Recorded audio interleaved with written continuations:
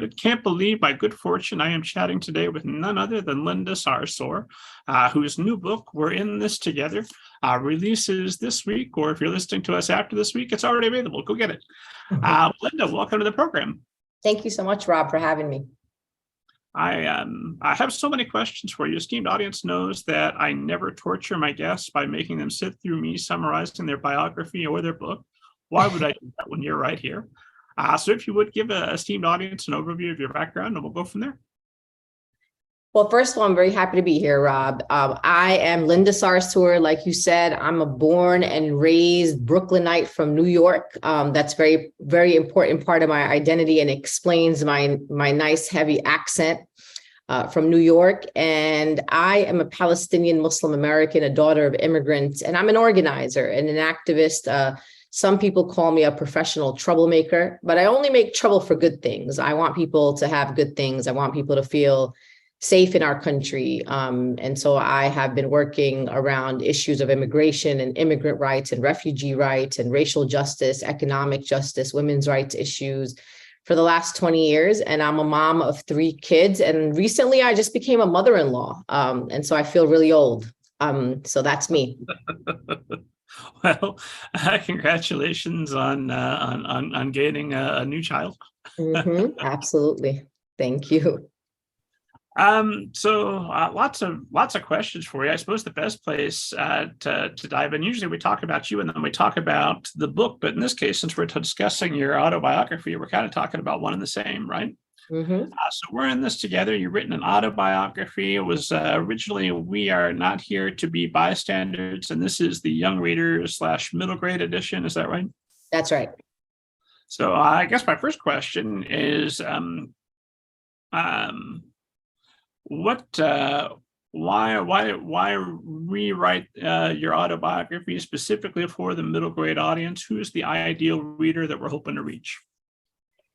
You know, Rob, over the years, I kind of gave up on adults a little bit. I think oftentimes adults are really set in their positions on things. They're set in their ideology. They're set on the way they look and see the world. And I believe that young people have an opportunity to just be a lot more open-minded, to be able to read and experience other people from other racial backgrounds, faith backgrounds, people who may not share my ideology, and really being able to try to resonate with young people about the injustice in the world. I think young people are seeing a lot of really bad things happening, not just here in our own country in the United States, but around the world.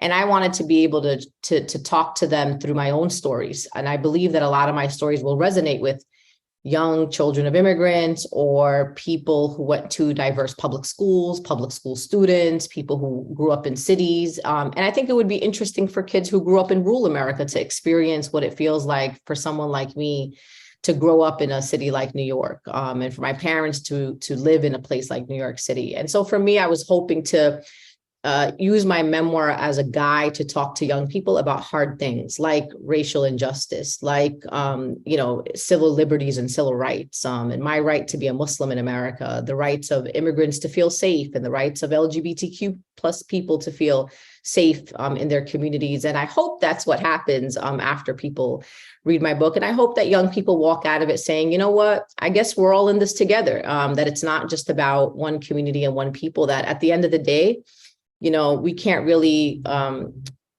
put our hopes in anybody else but ourselves. And we can't believe that somebody's going to come save us but ourselves. And I hope that young people see power in themselves and are like, I'm not going to be a bystander. And I also know that I'm in this together and I'm going to feel hurt when someone else is hurt. And that's what I hope comes out of this.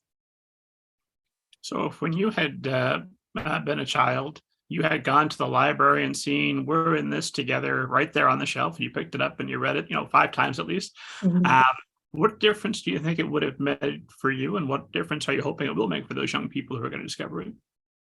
In America, there are many young Muslims that I visit all around the country, a lot of Muslim community centers that I go speak at, trainings that I do for young people. And if I was a kid and I went into a library or I went into a bookstore and I saw this, first of all, the cover, which I think is important because you always start with the cover. Here you have a cover of a Muslim woman wearing a hijab.